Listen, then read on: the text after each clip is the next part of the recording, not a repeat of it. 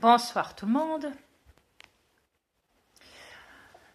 et bonjour tout le monde, peu importe le pays dans lequel vous êtes sur cette planète. Ouais. Là il est 23h36 du matin, du soir, excusez-moi. Ouais. Vous savez, moi et les jours et les mois et les années, ça fait deux. Sans compter les heures. Ouais, je suis pas basé là-dessus, c'est normal. Je viens pas de cette planète. Mais je le dis quand même, par respect, à la débilité des reptiliens qui ont installé ça sur cette planète. Je suis comme ça. Ouais.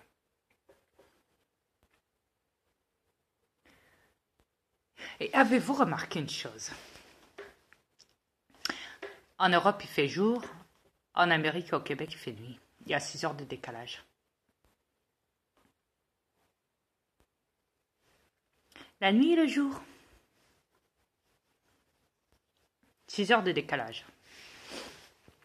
Même quand c'est les heures d'été ou les heures d'hiver, il faut avancer d'une heure ou il faut reculer d'une heure. Ouais. Au point qu'ils font ça automatiquement maintenant sur les tablettes. Et les cellulaires.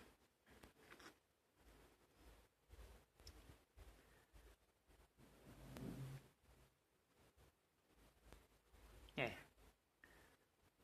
Ça vous paraît pas suspect, bizarre tout ça? Ouais, vous savez, le jour, la nuit, l'Europe il fait jour et la nuit, pendant qu'en Europe il fait jour, en Amérique il fait nuit. On peut plus parler d'une lune et d'un soleil à ce moment-là. Ouais. Vu que c'est une caméra. C'est un hologramme, c'est juste qu'ils ont mis une sorte de loupe. Où d'un autre côté il fait noir et d'un autre côté il fait jour. Vous savez. Un cache, si vous préférez. Ouais. Ouais. Dans leur caméra. Ouais, la caméra.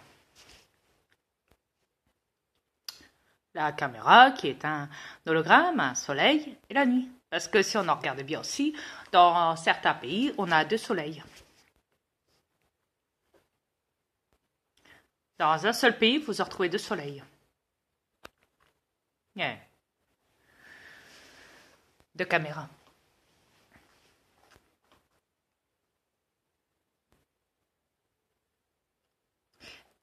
Je vous parie que dans les années qui vont suivre, il y aura 5 soleils.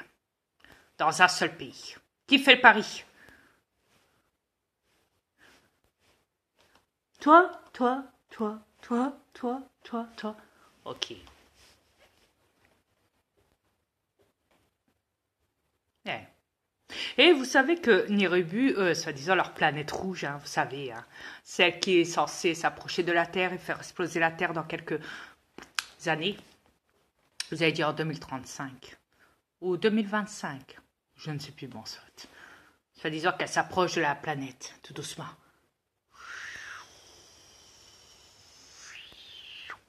Vous savez, et donc ils disent que Nibiru, quand elle s'approchera trop de la planète, elle rentrera dedans et plus de planète. Nibiru, la planète, vous savez, qu'ils ont inventé. Bah oui, parce qu'elle n'existe pas en fait.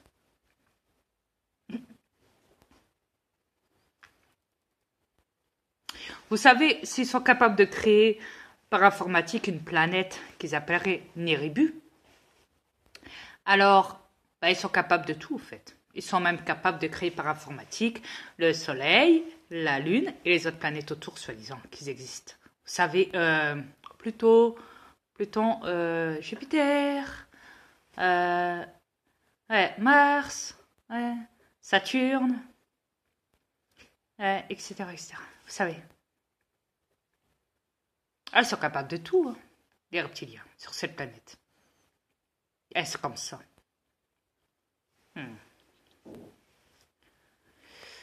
Donc voilà. Mais quoi qu'il en soit, revenons-en à quelqu'un qui vient de s'abonner sur mon compte et Et donc, oui, il dit que, comment dois-je t'appeler? Vu que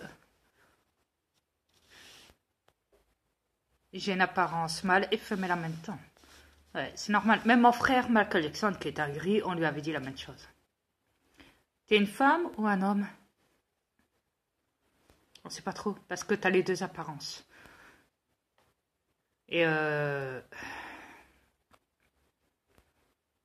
Et Peter Pan. Ne l'oublions pas. Et donc, oui, je suis un mâle. Et je me trouve à l'intérieur de ce corps. À l'intérieur, donc. Et je possède un corps féminin.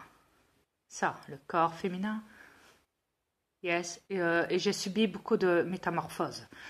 De mutations, de changements du corps. J'ai subi plusieurs changements de corps.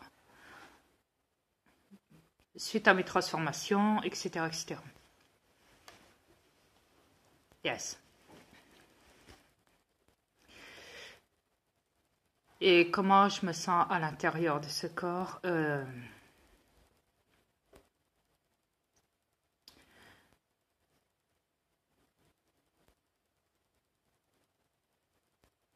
Un intrus.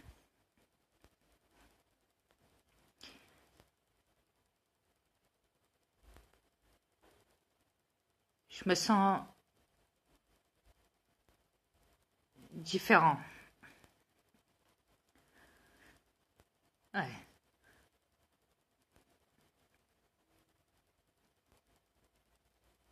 Très différent. Je me sens... Je sais que, sachant que je suis à l'intérieur de ce corps, je me ressens à l'intérieur et... Sachant que je le suis. Et quand on est à l'intérieur d'un corps...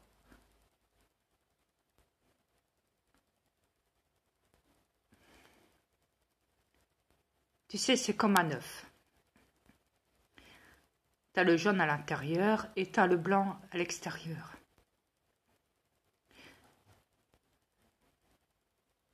Et quand tu casses un œuf, pour faire des gâteaux, tu dois séparer le blanc du jaune.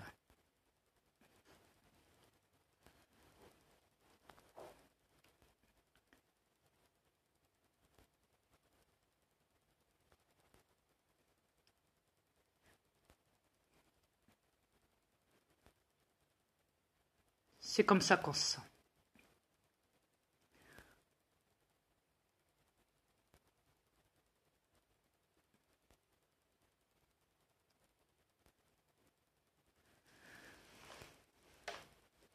Quand j'ai commencé à posséder ce corps, il m'a fallu un an d'adaptation, déjà, avant de contacter ma femme sur Messenger. Et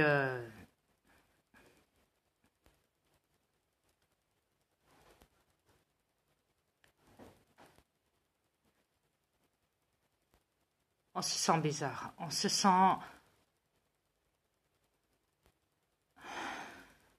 différent, serré à l'intérieur et en même temps, on doit apprendre à contrôler ce corps. Apprendre l'environnement, toucher la matière,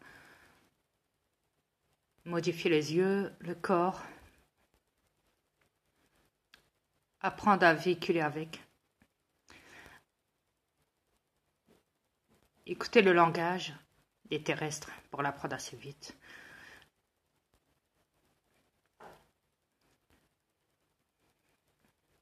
Selon le pays dans lequel on se trouve. Et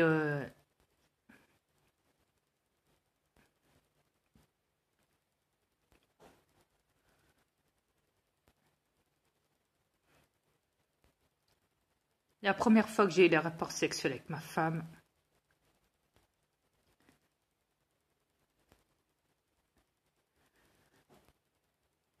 je me suis mis à trembler.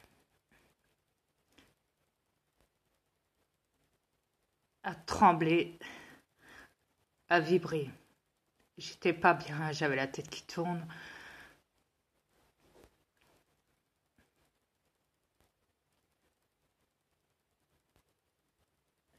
J'avais l'impression comme si qu'on m'égorgeait.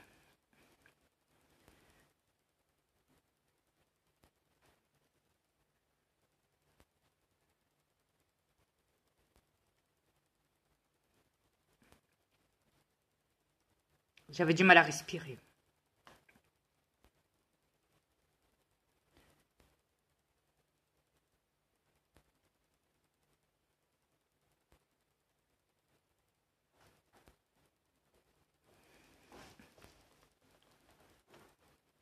Ouais.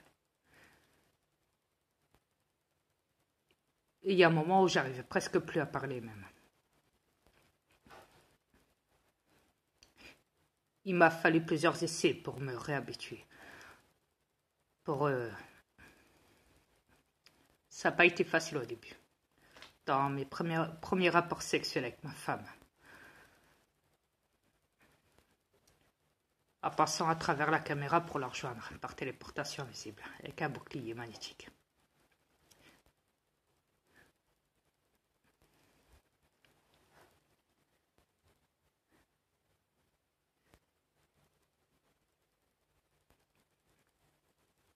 En quelques années, ma femme, sachant que ça fait presque 4 ans que je suis sur cette planète, ma femme m'a vu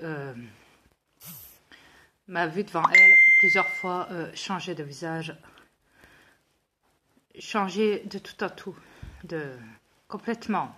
Elle m'a dit, je me souviens quand au début tu m'avais contacté. Tu étais passé par ma flamme jumelle à travers, et Mère Univers aussi avait contacté ma flamme jumelle à travers un corps qu'elle avait possédé. Yes. Et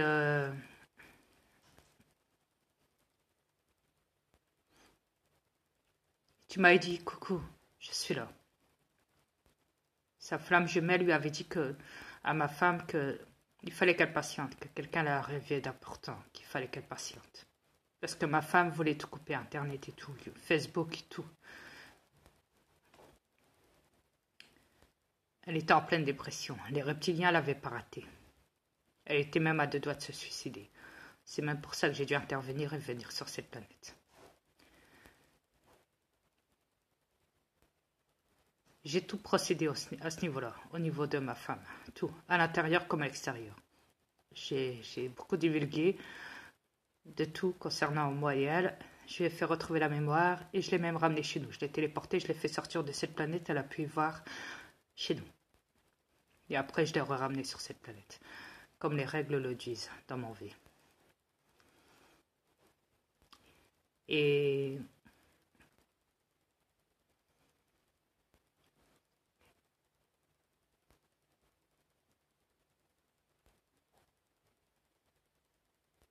croyez-moi que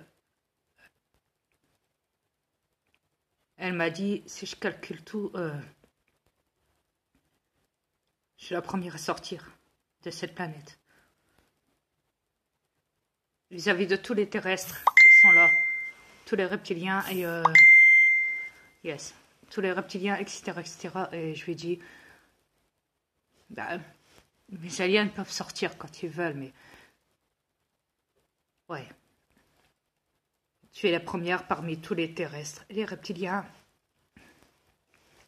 ils m'ont fait Satan à sortir de cette planète grâce à moi, à découvrir ce qu'il y a de l'autre côté. Elle m'a dit, Ria, c'est le plus beau cadeau que tu puisses m'offrir. J'ai jamais vu ça, jamais. Et je n'en reviens toujours pas. Et tous les jours, j'y pense, toutes les semaines, 1 fois par semaine au moins. J'y repense, je l'ai toujours dans ma tête, je l'ai gravé. C'est un voyage que je n'oublierai jamais de ma vie. Jamais. Jusqu'à mon dernier souffle sur cette planète. Parce que je sais qu'après ça, tu me récupères dans ton V et on s'en va. On quitte cette planète pour retourner chez nous, définitivement. Et je lui ai dit oui. Par la suite, je mettrai un autre alien à l'intérieur en attendant, le temps que ce corps sur cette planète fasse ce qu'il a à faire. le restant de sa vie, comme on dit, de son parcours sur cette planète, quand je quitterai définitivement ce corps.